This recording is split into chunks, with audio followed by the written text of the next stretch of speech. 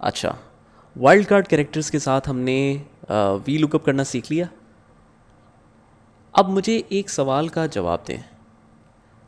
अगर हमारे पास कुछ ऐसी सिचुएशन है जहाँ पर डिफरेंट प्रोडक्ट्स हैं, मतलब हमारे पास कुछ 12 प्रोडक्ट्स हैं, हमने क्या किया, हमने इन 12 प्रोडक्ट्स की कोटेशन मांगी है इन 5 वेंडर्स से, और हर वेंडर ने अपनी इन 12 प्रोडक्ट्स के हिसाब से कोटेशन दे दी। वेंडर 1 है, वेंडर 2, 3, 4, 5। इसमें से लोएस्ट बिड हमने निकालनी है कि हर प्रोडक्ट सबसे कम कौन सा वेंडर किस रेट पे दे रहा है। लोएस्ट बिड निकालनी है। तो कैसे निकालेंगे बताएं। ये फंक्शन कोई नया नहीं है, ये हमने मार्कशीट में देखा था। बहुत ही ईजी सा फंक्शन है। इसमें से मिनिमम प्राइस निकालनी है। तो क्या फॉर्मूला है, मिन का, इक्वल्स टू MIN, मिन। मिन करके हमने ये पूरी रेंज सिलेक्ट कर दी और उसके बाद एंटर दबा दिया। ठीक है, ये हमारे पास लोएस्ट बिड आ गई। हमें ये पता चल रहा है कि 38.99 जो है वो सबसे कम प्राइस है फॉर प्रोडक्ट 1। बाकी सब पे ड्रैग करेंगे डबल क्लिक करके तो ये सारी रिजल्ट्स आ जाएंगे। ठीक है, अब ये तो मैं निकाल लूँगा, लेकिन अगर आपसे कभी कोई पूछे, मतलब बहुत सारी लिस्ट है, ये 12 आइटम्स नहीं हैं बल्कि 50 कोई वेंडर्स हैं और 500 आइटम्स हैं। अगर आपसे कोई पूछे कि 51 सबसे लोएस्ट प्राइस जो है वो 36.48 है, अच्छा कौन से वेंडर ने कोटेशन दी है ये, तो आपके पास कोई जवाब नहीं होगा। 36.48 कौन से वेंडर ने दी है ये फ़ौरन नहीं बता सकते हम, बल्कि हमें करना क्या पड़ेगा, हम देखेंगे 36.48 को कहाँ पर इन तमाम लिस्ट में। हम कहते हैं हाँ ये आ गया 36.48, और फिर इससे ऊपर जाएंगे और ये देखेंगे कि इसका वेंडर कौन सा है। दैट मीन्स कि जो लुकअप वैल्यू है उसके हिसाब से जो रिज़ल्ट हमने निकालना है, जो रिजल्टेंट फिगर है वो है ऊपर, लुकअप वैल्यू नीचे, और आंसर जहाँ से निकालना है वो ऊपर है। तो इस सिचुएशन में क्या चलेगा, वी लुकअप में हमने देखा था कि वी लुकअप सिर्फ अपने से राइट तरफ का डाटा देख सकता है। टेबल स्टार्ट ही यहाँ से होता है जैसे पिछली सिचुएशन में हमने देखा था, और उससे आगे वाला डाटा सिर्फ वो देख सकता है। अगर कभी भी वी लुकअप को पीछे वाला डाटा, जहाँ जो लुकअप है उसके टेबल में जहाँ से स्टार्ट हुआ है उससे पीछे वाला डाटा नहीं निकाल सकता, इससे ऊपर वाला डाटा नहीं निकाल सकता, उससे नीचे वाला नहीं निकाल सकता। वी लुकअप को कि एक क्लियर कट सिचुएशन चाहिए, जिस तरह हमने यहाँ पर भी देखा था कि अगर एम्प्लॉई आईडी लुकअप वैल्यू है तो फिर सब कुछ इससे आगे की तरफ पड़ा होना चाहिए।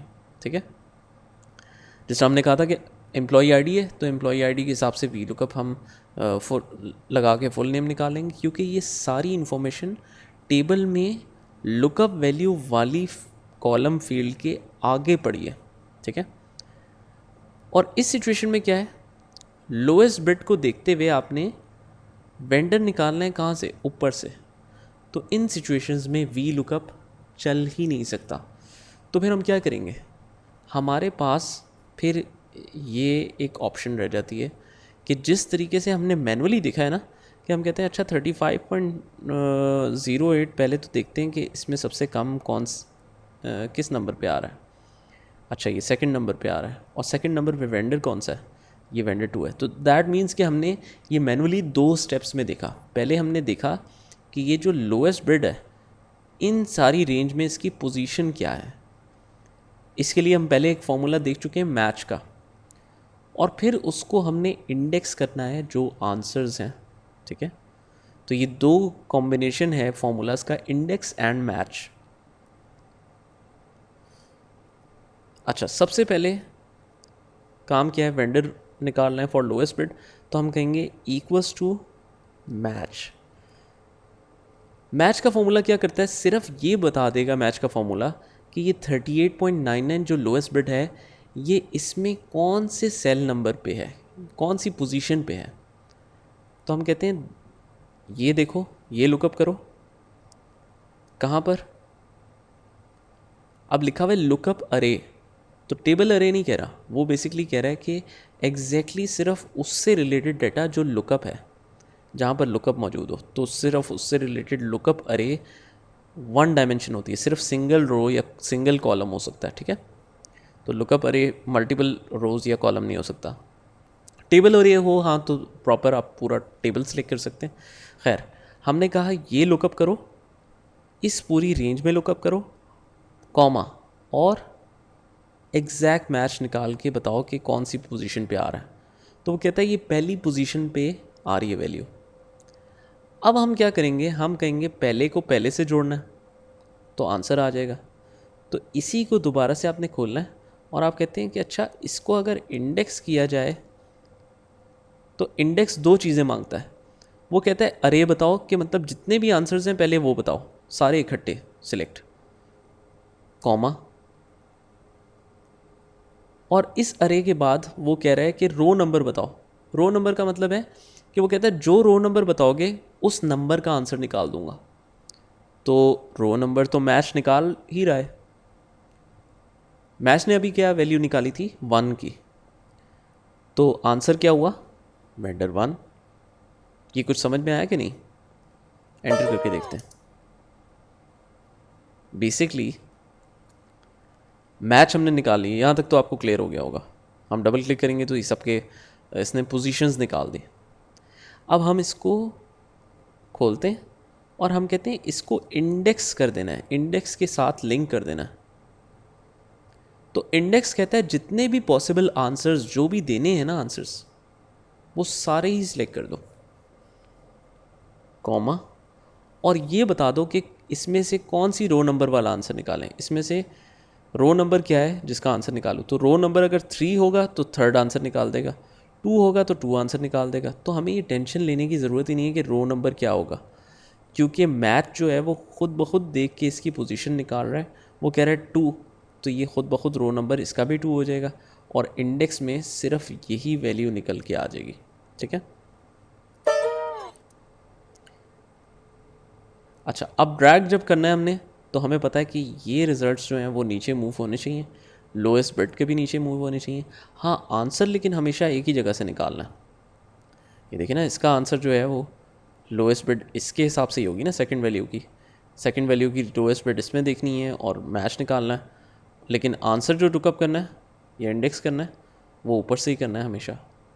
तो दैट मीन्स कि फिक्स क्या होगा, इंडेक्स फिक्स होगा, ठीक है।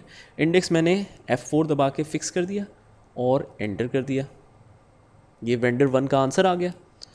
और डबल क्लिक करके हम इसको सब पे अप्लाई कर देते हैं। कैसा बेहतरीन हो गया। ये कह रहा है जी वेंडर 1 ने लोएस्ट बिट दी है फॉर प्रोडक्ट 1, और प्रोडक्ट जो 2 है उसकी लोएस्ट बिट वेंडर 4 ने दी है, फिर वेंडर 2 ने, फिर 3 ने, फिर 4 ने। इस तरीके से आप ये आंसर्स निकाल सकते हैं। ये बेसिकली डिफरेंट सिचुएशंस में अप्लाई हो सकता है, जिस तरह हमने पहले भी देखा था यहाँ पर।